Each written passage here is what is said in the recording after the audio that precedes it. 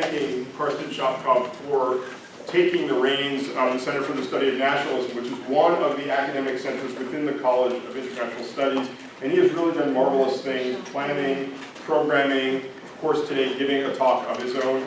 He is going to tell you a little bit more about some of the activities of the center, including a conference that is taking place in a partnership he developed with Nord University in Norway. And then we're going to have a follow-up conference here on nationalism and populism. That is going to be, I think, a wonderful event in partnership with Nord University, and that's going to take place in sunny April, unless we have an ice storm or something, but it's in sunny April of 2020. So, of course, maybe will tell us a little bit more about that. And finally, I want to introduce my colleague, Alan Levinson, who is going to introduce Carsten's book. Alan is the director of the Schusterman Center for Judaic and Israel Studies and the Schusterman Josie Chair in Judaic History. And I'm going to turn over to Alan to introduce Carsten's work. Thank you all. I think the most telling thing, I don't like long formal introductions, the most telling thing you can say about Carsten as a colleague is that this is his third co-edited volume. I have a feeling that the conference in spring is going to yield a fourth, and having done only one, and I only will ever do only one, I can tell you that doing co-edited volumes is an extraordinary amount of work. You have to flog dilatory contributors, you have to awaken slumbering co-editors, and then usually you have to schnorr various donors or institutes at the university to allow you to publish the book in a way that it can still be purchased by ordinary human beings and not just the 1%. So the fact that this is Carsten's third time on a co-edited volume is really a remarkable comment on his persistence, patience, and collegiality. He has also authored a wonderful book, Spinoza and die Freiheit zu philosophieren, Spinoza and the Freedom to Philosophize, about the reception of Spinoza among German Jews, a Vorbild und Gegenbild, which thankfully has been translated into English as model and countermodel. Role model and countermodel. Role model and countermodel, for those who don't like German so much, though I can understand why. And he has written a large number of articles. He's just one of our very productive scholars here at OU, and I would venture to say that I can't really think of anybody that I know personally who has done more to promote OU's reputation and the college's reputation and the department's reputation internationally than Carsten, and we are very grateful for him. He holds the L.R. Bremer Professorship in History, and he is also extremely beloved as a teacher and a colleague. And with that, Carsten Schapkow. Dr. Smith already mentioned a few points regarding the Center for the Study of Nationalism. So the goal is mainly to bring colleagues from campus here to give a lecture on their research. So Dr. Marashi will be delivering the next lecture in mid-October on his upcoming book. And we will also have a conference in April here, and I also would like to invite you to contribute, and I will send out the call for papers again after the book reception today. So this book goes back, as Dr. Levinson already mentioned, to a conference I have co-organized with a colleague from Graz, Dr. Klaus Hödel, who unfortunately cannot be here with us today. So the book title is Jewish Studies and Israel Studies in the 21st Century, Intersections and Prospects. And it's an edited volume, again going back to the conference in Graz of 2018. I'm very pleased that two of the contributors are also here sitting amongst us. Dr. Levinson, and also Travis Hyman, what had been already mentioned by Dr. Levinson. I mean, he's our own graduate student, and he wrote a very interesting paper on the Haredi community, so the ultra-Orthodox community in Israel. And it's also the conclusion of the entire book, Trice's chapter. So, I would like to briefly introduce the book to you with some key ideas related to it. So the main question is, of course, why did we come up with an idea for a conference titled Intersections Between Jewish and Israel Studies? My colleague and I, Dr. Hödel, both teach classes on Jewish and Israel studies, and we found in literature and also in our own research, to some extent, a missing connection between Jewish studies per se and the more recent development in Judaic studies, which is a new field, so to speak, Israel studies. And we had a call for papers sent out in the spring of 2018, and we really received a lot of interesting proposals. And the most interesting thing is, as Dr. Levinson already mentioned, we received papers from many places we hadn't necessarily anticipated to get papers from. So for instance, from China, from Belarus, of course from Israel, from Germany, from Austria. But what was really interesting is that there was really an interest, I mean, from countries such as China, also India, which we finally didn't accept to come to the conference. But still, the interest is huge, and I will talk about it a little bit later, that Israel studies is really not, if it ever was, a subject only being taught in America, Israel, and Europe. It's really expanding as of recent years. So for the contributors, as you know, those among you who have organized conferences, sometimes you're organizing a conference, 10 people are showing up, and 7 decide to write something, and 3 have other reasons for not writing anything. So what I did after the conference, which was very beneficial, I think, is that our colleagues at the conference recommended that I should reach out to colleagues who are usually not very well integrated in either Jewish or Israel studies. So I reached out to a young scholar from Turkey, and I also reached out to a young scholar from Iran, and they both contributed very interesting chapters. And just one word about Iran, it's not very easy to usually get someone from Iran contributing on a topic where even the term Israel is mentioned in the title. And some people even asked me, how did that work out for you? Honestly, I just wrote to the colleague, he found it interesting, and he responded, and then he became part of the volume. However, he didn't come to the conference, because at this point he was not, I mean, amongst those who applied with a proposal. So that gives you an idea. Apparently there's also something happening in terms of who is willing to contribute something to scholarly gatherings such as the Conference on Israel and Jewish Studies.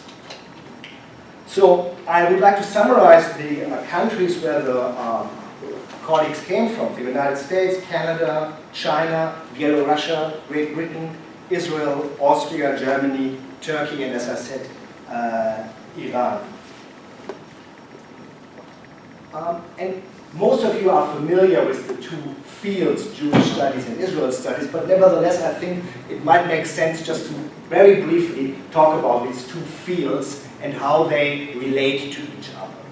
So what we are doing here at the University of Oklahoma, teaching classes on Jewish history. I see Dr. Schapkow sitting there, he teaches classes on medieval Jewish history, Dr. Levinson on history of the Bible, and so on and so forth.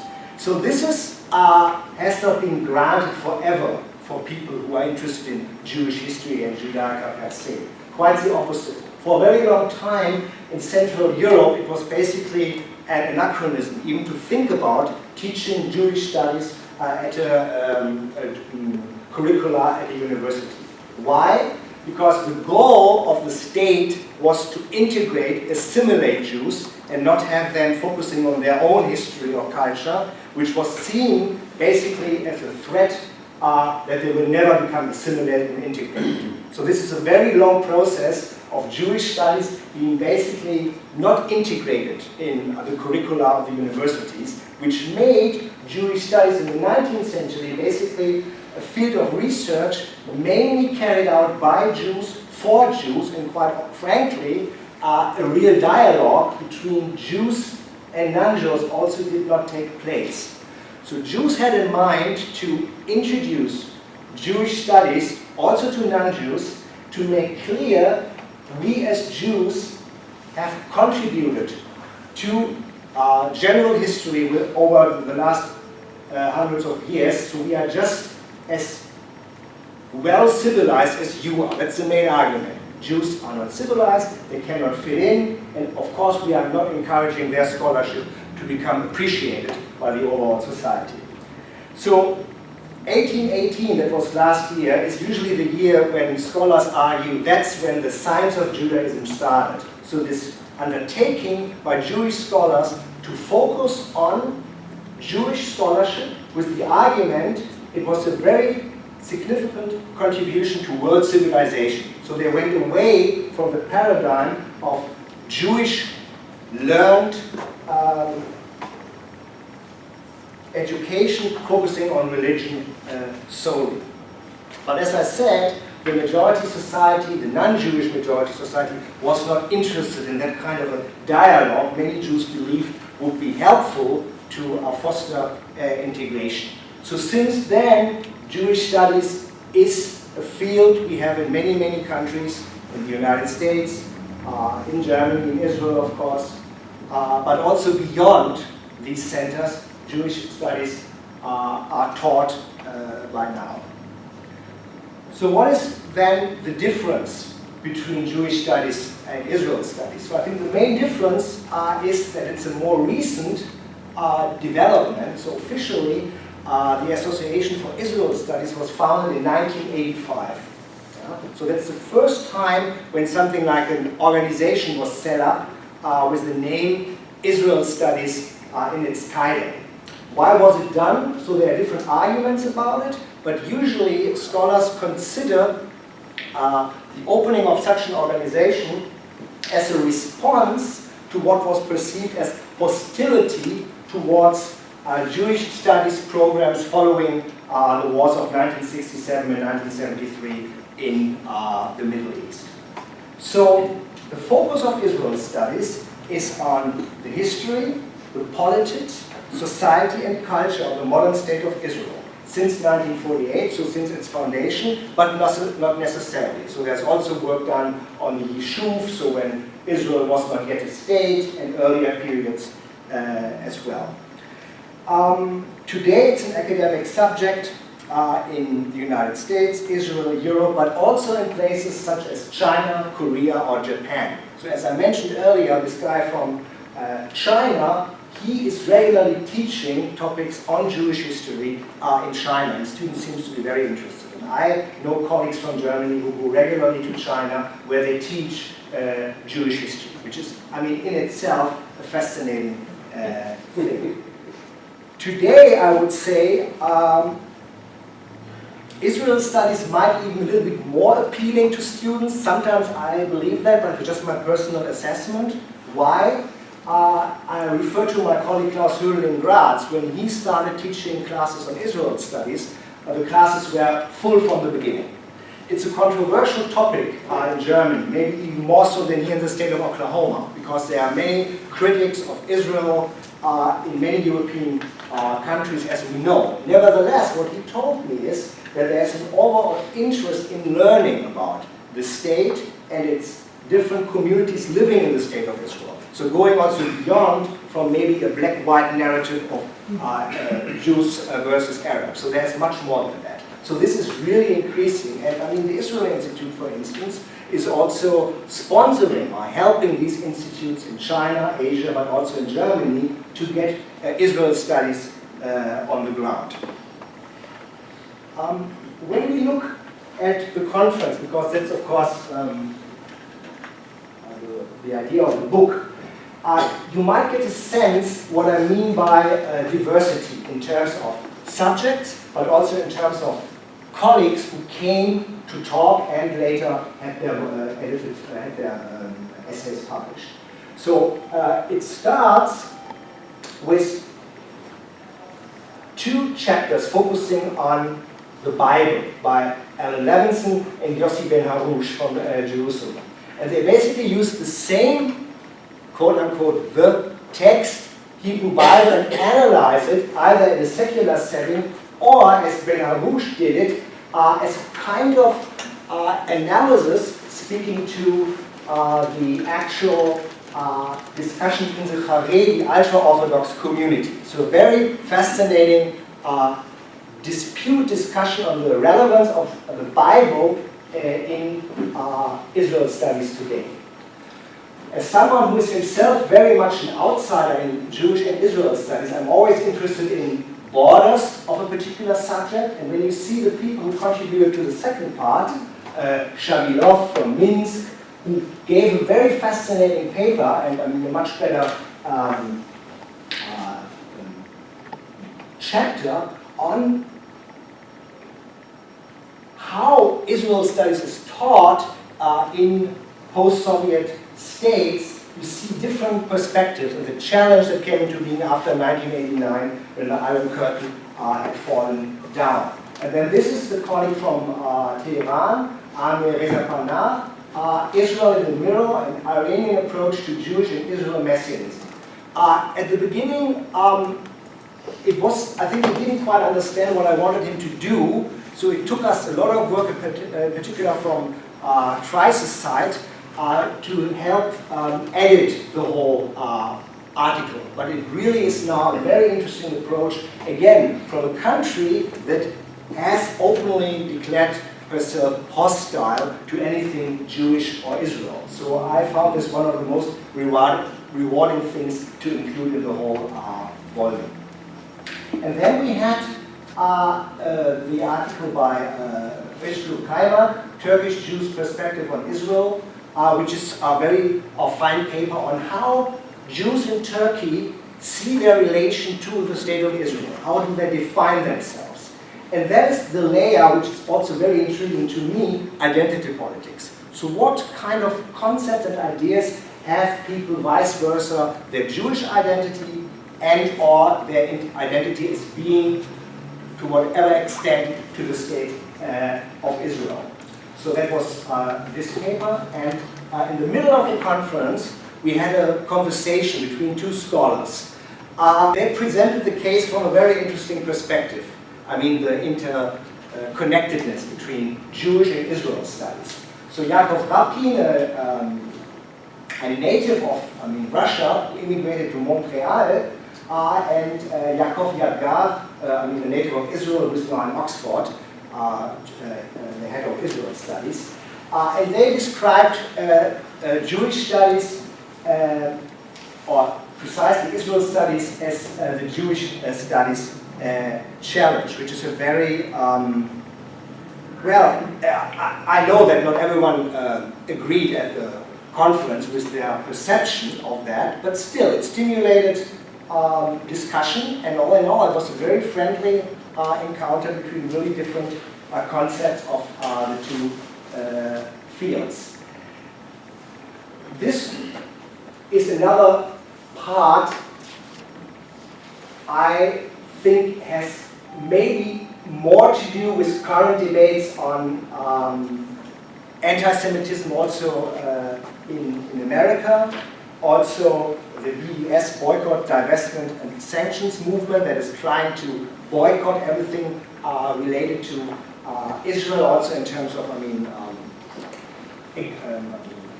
cooperations between institutions in the US and in Israel. And so we have these 2 perspectives on contemporary approaches, antagonism towards Israel studies and Israel. And here you can see it's sometimes, of course, not clearly separate Israel studies as a subject and how people feel about it. That's sometimes can be problematic, but it was not in the case of these 2 essays. Another thing which I think is most thought-provoking for everyone who is teaching Jewish and Israel studies now. At least that's how I see it. It's just my personal perspective, and I would like to explain why.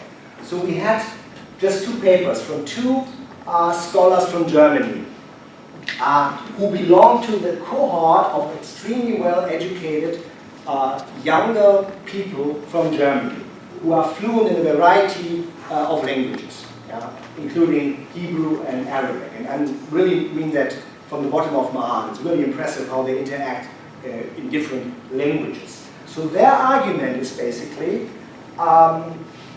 that one has to rethink about where Israel studies can be contextualized in the future. What have they in mind? So there's still the argument, but maybe it's shifting a little bit, and I also look here around and I see that younger scholars have also a different take on, Israel studies and who is basically in the center of that group. But for a very long time it was argued that it's basically an Ashkenazi-driven narrative. So mainly Jews from Central Europe, including Russia, would make up Israeli society, but they also define what should be discussed in scholarship and what not. Arguably, as we all know, there are many Jews coming from countries not necessarily European, Arab-speaking countries, for example. These 850,000 came there after 1948. So I don't want to go too much into Israeli politics because I'm clearly not an expert, but what these two scholars basically argue for is that one should really consider where is Israel and Israel studies situated. Well, of course, it's a democracy in the Middle East, but by its surrounding countries, Turkey, Iran, enemies or friends, one can clearly find a way out of that. One has to see and maybe also focus students more into learning the languages of these nations surrounding them, like Turkish or Arabic, which is happening, as I know, to some extent, but really go a little bit more beyond this narrative of an Ashkenazi European driven perspective on Israel studies. So that's what they call the Middle Eastern angle of focus. And both scholars, again, that's because of their expertise, also spent significant time in the Middle East. And for example, Rodefort stayed a long time in Tunisia. Okay. Concluding our part, the future of Israel studies, of course no one knows what will come out of it. I can just make a few general observations. So the first contributor in that part, Dani Kranz, is a native of Great Britain but lived in Germany for most of her life and is now going to Beersheba, or already started Beersheba this fall. And she's trying to contrast Jewish studies then and now, and what is happening with Israel studies in that connection. And that is something I can also explain briefly, maybe not in detail. She does focus on Germany. So Germany, as many other nations, have changed tremendously over the last 20 years. Not just due to migration of other people, but it's also one of the reasons. So the whole idea, put up by the political elites, that Germany is a natural ally of Israel is still believed by the political elites. But we have a growing number of people who have concerns with Israel as a modern state. They claim not to be anti-Semitic, but sometimes they use the same vocabulary as anti-Semites. And so this is apparently speaking to these different kind of concepts people have today when it comes to Israel and Israel studies. And she makes a very good point, though, when it comes to the question of loyalty. Some of you might remember when President Trump was basically calling American Jews to be loyal to their homeland, America, and coming up with these old ideas of Jews will never be loyal to a nation state. It was interesting that he brought it up again, because in the times we are currently in, we see that what was once defined as Jewish, Israeli, yes and no, is somehow becoming more ambivalent. And that has a lot to do with globalization, that people have different kind of loyalties, even when it comes to Israel. You can be Jewish, but you can be against the state of Israel for whatever reasons. But even if you are against the state of Israel, it's part of your Jewish identity. I think that's what these two guys try to convey during their conversation. And so everyone is basically part of this challenge, identity challenge, challenge in terms of loyalty. And also, when coming back to Germany, how people remember the Jewish history in Germany. I mean, 70 years after the Holocaust. It's definitely different than when I was growing up in 1970. So that's just the reality. I think these are ways one has to face and to understand. Yeah, but I don't want to go too much into politics. And the volume itself then nicely concluded with Streiss Hyman's piece on the Haredi community in Israel today. So, and these are just, I mean, the findings from the volume I edited as someone who mainly teaches Jewish history with a focus on Zionism. I don't have any connection, understanding of modern Israel, besides a few visits to the country. And I think what we already see in terms of expectations is that people would like to learn more about the vibrant communities, plural, in Israel. Also about not just Jewish and Palestinians, Christian or Muslim, living in Israel, but also about so many migrants who come to Israel. I mean, part of this globalization that are also changing the country. I'm not just talking about quote-unquote illegal immigrants from Africa. I'm also talking about, let's say, migrants from South Asia who take care of the elderly, what you see on every street in Israel if you walk around. So this is all, I mean, speaking to the case that Israel is a very normal state, besides all ramifications. I don't want to whitewash that.